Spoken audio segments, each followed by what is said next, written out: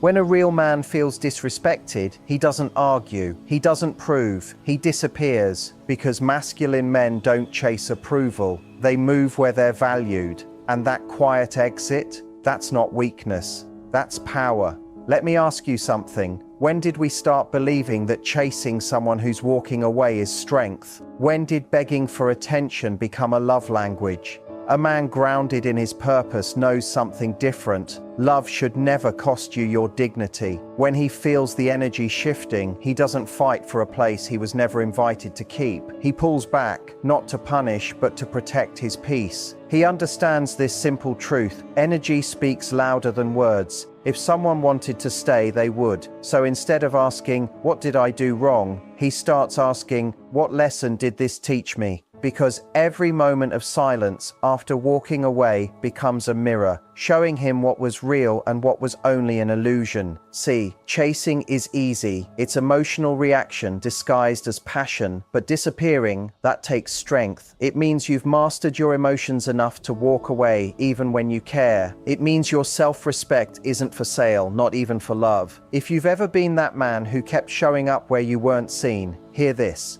Disappearing doesn't mean you stopped caring. It means you finally started caring about yourself. When a masculine man disappears, it's not silent revenge. It's a calm reminder that his time and energy are sacred. He doesn't explain his worth. He doesn't chase what's running. Because the moment you stop chasing, you start attracting what's meant for you. He knows the right person won't make him question his value. They'll meet his energy, they'll match his peace. So he doesn't disappear into bitterness, he disappears into growth. He turns distance into discipline, and here's the irony. The moment he's gone, that's when his presence is felt most. Because absence has a sound. It echoes louder than words ever could. Masculine men don't chase, they disappear, not to win someone back, but to win themselves again. Why do we teach men that chasing is noble, but walking away is weakness? What if the truth is the opposite? What if real strength lies not in pursuit, but in restraint? See, a grounded man doesn't run after chaos. He doesn't beg for attention. He recognizes when his presence is no longer valued, and he walks away quietly. That's not coldness, that's clarity. That's self-respect shaped through pain. Because a man who's done the inner work understands this. Energy is currency, and he refuses to waste it on someone who cannot see his worth. This isn't a trick or game, it's a spiritual boundary. And the man who can leave, not out of anger, but out of self-respect, is the man who earns respect from others and from himself. So the question isn't, how do I make her stay? The real question is, why am I still chasing someone who would let me disappear? That's where this begins, and that realization might change your entire life. Why is it that the more you chase someone, the faster they pull away? Let me ask you something even deeper. Why are so many men today ready to betray themselves for just a hint of affection? Think about that. Not love, not loyalty, not respect, just hope. Hope for a text, a reply, a glance that says, "You still matter." There's something broken in that. When a man starts to chase, he isn't only moving toward a woman, he's running from something inside himself, from his insecurity, his confusion, his lack of purpose, from the frightening truth that maybe, just maybe, he hasn't built a life solid enough to stand still in. So instead, he runs to her, after her, hoping she'll answer the question he's too afraid to ask himself. But here's the truth. No woman alive can answer the question a man avoids within himself. That truth might sting, but it needs to.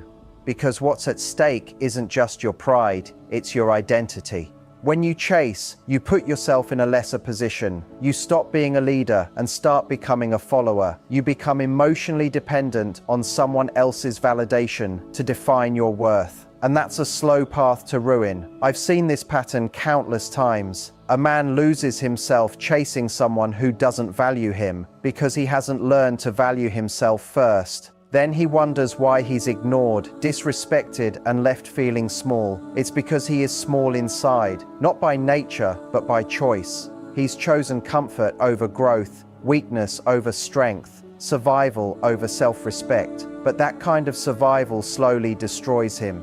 Now look at the man who doesn't chase. He doesn't walk away because he doesn't care. He walks away because he understands the cost of betraying his own values. He has standards, focus, and direction. He knows who he is. He's not going to beg for what he already knows he brings. That's not arrogance, that's self-awareness. Do you see the difference? Men must stop expecting women to heal their sense of inadequacy. That's not her job, it's yours. And it begins the moment you stop running from rejection, from silence, and finally ask yourself, am I enough, even without her approval? Because if the answer is no, then you're not ready for anyone yet. Here's the irony. The man who doesn't chase becomes the one who's pursued. Why? Because his presence shows strength. His absence creates curiosity and depth. He's whole. He doesn't need anyone to complete him. That inner fullness draws people in. It's magnetic, natural, powerful. It's what women instinctively respect. Not neediness, not obsession, not desperation pretending to be romance. So stop chasing, not as a manipulation tactic to win her back, but because you have far better things to chase, like purpose, growth, and becoming the kind of man who doesn't ask for love, but naturally commands it. And if she walks away, let her, because the man who stands firm after rejection is the one she'll never forget. Why is it that when a man stops trying, he suddenly becomes desirable? Here's the truth. Chasing isn't romantic, it's desperate. And desperation is repulsive because it signals emptiness, a hollow man searching for structure in someone else. You don't chase her because you love her, you chase her because you've abandoned yourself. And that's tragic. There's this modern lie that says if you love someone, you prove it through relentless pursuit. But love without boundaries isn't noble. It's toxic. It's obsession pretending to be devotion. Men fall for this trap because they were never taught that healthy love isn't performance. It's not begging for crumbs. It's standing with calm confidence. And that takes far more courage than chasing ever will. Listen carefully. The man who truly knows his worth doesn't chase because he understands something vital. You can't earn attraction through submission. You inspire it through self-command. And when you give up that power to gain approval, when you twist yourself into the image you think she wants, you lose the very spark that drew her in. She didn't leave because you weren't enough. She left because you stopped being yourself. Do you see how tragic that is? Relationships built on chasing almost always end in resentment. Why? Because they start with imbalance. One chasing, one withdrawing. That's not love, that's dependency. And dependency breeds frustration. She questions your confidence. You resent her for needing her approval so badly. It's emotional corrosion, and it always collapses. But the man who doesn't chase, not because he's detached, but because he's strong, creates space, not distance. In that space, something meaningful can grow: respect, curiosity, desire. Because he isn't forcing connection, he's allowing it to form naturally. And that's the only kind of bond that lasts, one built on mutual recognition of worth, not need. You might ask, but what if I lose her? Then good. If your absence means nothing, your presence never did. If her affection depends on your constant performing and pleasing, you've already lost her. You just don't know it yet. Stop auditioning for a role in her life. Start owning your role in your own. The world is filled with men who have worn themselves out trying to hold on to someone who never wanted a partner, only an admirer. You are not here to be liked. You are here to be respected. And respect isn't earned through begging. It's earned through purpose, discipline, and strength, through being the kind of man who can walk away from anyone and still remain whole. That's real confidence. That's real masculinity. The man who doesn't chase doesn't lose. He simply chooses himself first, and in doing so, becomes the kind of man the world can't ignore. That's unsettling, isn't it? It should be, because it forces you to face everything you've been avoiding: your loneliness, your emotional dependence, the need to rebuild your self-image from the ground up. But here's the payoff. When you finally stop chasing, you stop hurting. You stop betraying yourself in the name of love. And when that self-betrayal ends, something powerful begins. You start becoming someone grounded, someone strong. Not because you're trying to control others, but because you've stopped controlling yourself with lies. Here's the truth, and it isn't gentle. If she pulls away, let her. If she tests your limits, hold them. And if she walks away, watch her go. Because the man who can stay calm, who can hold his ground without flinching, is the man she never forgets. Why do so many men lose themselves the moment they feel affection? It's one of the hardest patterns to witness, and far more common than most admit. A man meets a woman, and for the first time in years, he feels alive. He sees hope. He feels seen. But instead of standing firm in that feeling, he panics. He clings. He molds himself into what he thinks she wants, terrified of losing what he just found. And in that instant, he begins to disappear. Here's the brutal truth. The moment you abandon your principles to keep someone close, you've already ensured their departure. That's not love. That's self-erasure. A grounded man doesn't shrink himself to earn affection. He deepens his truth, sharpens his purpose, becomes more of who he is, not less. But men without structure, without inner strength, they make relationships their identity. They think love will fill the emptiness inside, but true love only grows between two complete people, not when one collapses into the other. When you make a woman your meaning, you place her on a throne. It feels romantic at first, until you realize it's not love you're offering, it's worship. And worship isn't intimacy, it's suffocation. No woman wants to carry the weight of being the sole source of a man's self-worth. That's not attractive, it's pressure. And that pressure slowly destroys the relationship. You think she'll love you more for always being available, for saying yes to everything, for never disagreeing. She won't. She'll start to doubt your strength. She'll sense the emptiness behind your constant approval, and eventually she'll feel something she can't name, a quiet disgust. Because deep down, she knows you're not showing up as a man, just as a reflection of her emotions. That's not power, that's fear wearing politeness. Now compare that to a man who's built something inside, discipline, purpose, and honesty. When he enters a relationship, he's not looking for rescue. He's not handing over his emotional control. He brings stability and peace that don't depend on her validation. And what happens then? She respects him. She leans toward him, not because he chased her, but because he didn't need to. He invited her into a reality already worth living in. Let's be honest, some men have never tasted that kind of strength. They've spent their whole lives pleasing others, believing that's what good men do. And yes, kindness matters, compassion matters, but not when it's disconnected from backbone, not when it's used to hide your fear of saying no, that boundary, that refusal to trade your soul for comfort. That's where your masculine edge is born, and you need that edge not to dominate, but to protect your values, your mission, the integrity of the relationship itself. Because any bond that requires self-betrayal to survive isn't love. It's a slow spiritual death. So stop asking, what does she want from me? Start asking, what does truth ask of me? Then live by that truth. Speak it. Stand in it. Even if it shakes the ground beneath you.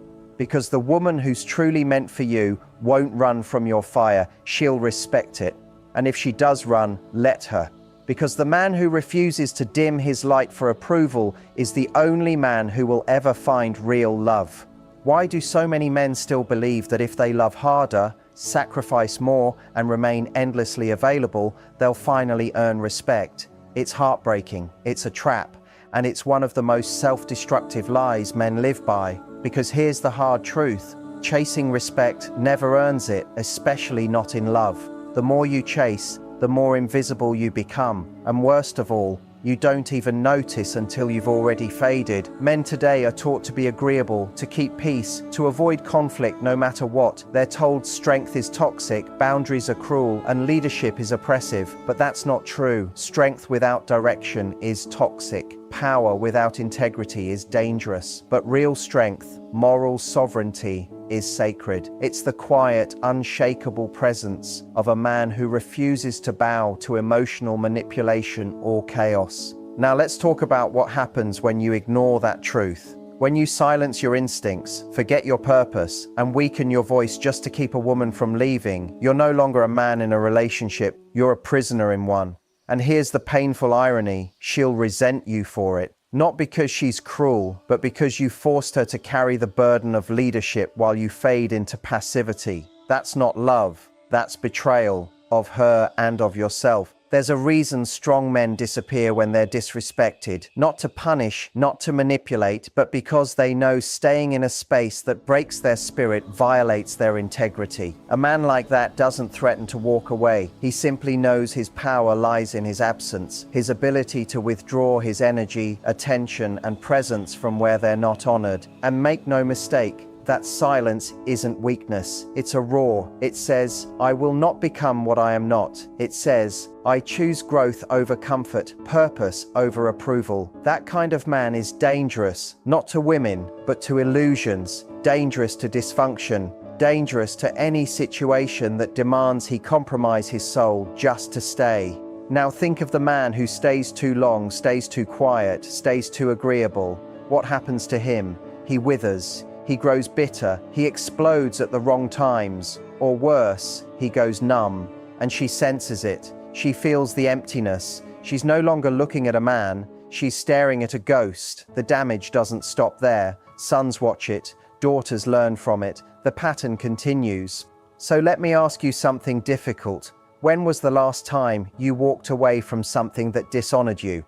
Not in rage, not in drama, but with clarity, peace, and certainty. Because that moment, that quiet walk away, is where a man's power truly begins. When was the last time your silence spoke louder than any words you could have said? Think about it. Real men don't chase, they lead.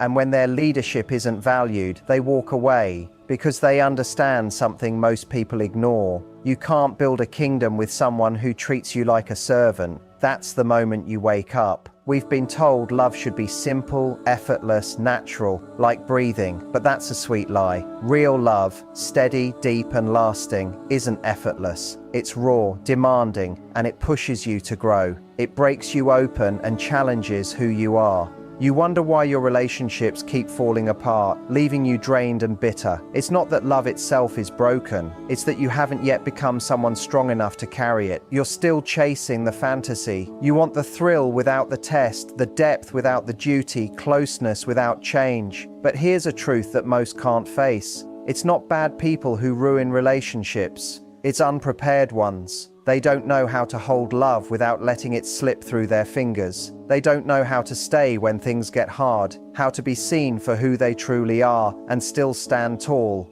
So they run, or worse, they stay, but only halfway. They hide behind comfort, keeping secrets, pretending to care when they're already pulling back. They protect themselves instead of the bond. Then they wonder why the warmth fades, why the connection weakens, why everything turns to quiet. Weak love is a kind of prison, one built out of tiny lies. The lie of I'm fine when you're breaking inside. The lie of it doesn't bother me when it's tearing you apart. The lie of pretending you're all in when you're already halfway out the door. You start shaping yourself into the version your partner wants. Not the real you, but the easy one, the one that doesn't make waves. And that's how love dies, not through betrayal or big explosions, but through quiet surrender, one small compromise after another until you barely recognize yourself. Now imagine the opposite. Imagine being brave enough to be completely seen. Flaws, fears, scars, and all. Imagine saying, this is me. I'm not perfect, but I'm honest. I won't lie to keep you comfortable. I won't hide to earn your approval. That kind of truth is terrifying, but it's also where real love begins. Because real intimacy doesn't grow from comfort. It grows from courage, from standing in front of someone emotionally bare and saying, I'm not here to play games. I'm here to build something strong enough to last. And to do that, you need discipline, not fleeting feelings. The discipline to show up even when you'd rather run. The discipline to speak up even when it stings. The discipline to face your own darkness instead of throwing it at your partner. When two people do that, when they both choose to face their reflection and grow through pain instead of avoiding it, something powerful happens. The bond becomes unbreakable. The love deepens. It matures. It lasts. So ask yourself, are you building something real or just dressing up your loneliness? Are you showing up with courage or fading into comfort? Because if you're not growing together, you're quietly falling apart. That's not love. That's slow decay. You can't expect the gift of deep connection without the work of deep healing. And if that scares you, good. That means you're finally seeing what love really demands. Love isn't meant to make life easy. It's meant to make you stronger, wiser, more alive. It's meant to wake you up, because here's the part most people miss. Love isn't about finding someone who completes you. It's about finding someone who challenges you to complete yourself. When you meet a person who truly sees you, they won't just comfort your wounds. They'll hold a mirror to your soul. They'll make you face the parts of yourself you've been avoiding. And that's what growth feels like. Uncomfortable, raw, sometimes even painful. But that's the kind of love that transforms you. The kind that doesn't just hold your hand, but also holds you accountable. Too many people want the fantasy, the picture-perfect version of love that looks good from the outside but is empty inside. They post about it, talk about it, chase it, but never build it. Because building requires patience, forgiveness, honesty, and the courage to be wrong sometimes. It means showing up even when you don't feel like it, learning to listen instead of defend, and understanding that love is not a feeling, it's a decision, one you renew every single day. Real love will test you. It will push your ego to its limit. It will ask you to drop your pride and choose peace instead of being right. It will challenge your fears, your habits, your comfort zone. And if you're not ready for that, you'll keep repeating the same story. New faces, same endings. You'll keep mistaking intensity for connection and chaos for chemistry. But when you finally stop chasing validation and start standing in your standards, everything shifts. You stop needing someone to prove your worth because you already know it. You stop begging for attention because you've learned to give yourself presence. You stop settling for half love because you know your heart deserves something whole. That's when your silence becomes power. That's when walking away is no longer weakness, it's wisdom. A strong man or woman doesn't need to argue to prove their value. They move with calm certainty. They understand that not every connection is meant to last, and not every love is meant to heal.